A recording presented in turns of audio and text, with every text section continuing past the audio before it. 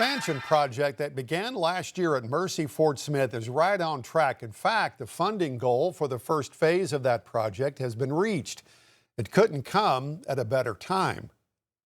Phase one of the expansion actually began last year. It's a $41 million expansion to help consolidate most cancer treatment services into one main location.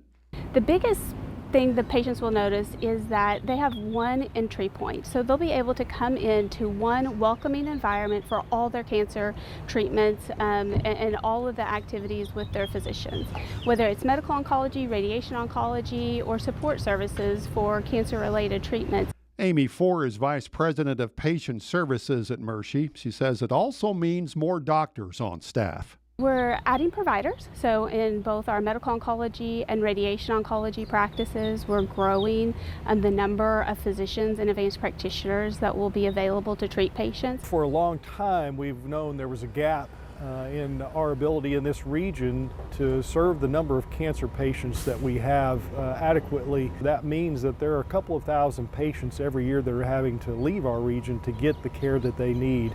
Patrick Pendleton is the executive director of the Mercy Health Foundation. They're the ones charged with raising money for these projects. Most everyone has some experience with cancer, unfortunately. When you talk about the need for providing better access to quality cancer care, folks get it. And while the expansion started a year ago, it comes at a very good time. Baptist Fort Smith announced on Wednesday it's closing its oncology services.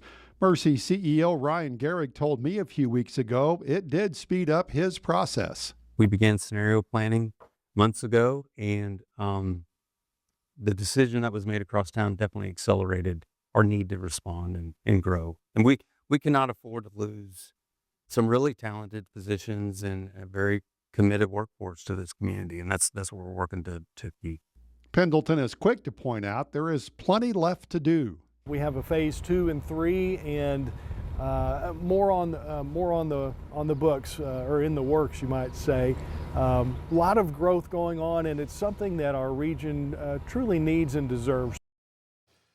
That entire project, by the way, is supposed to be finished by July of next year.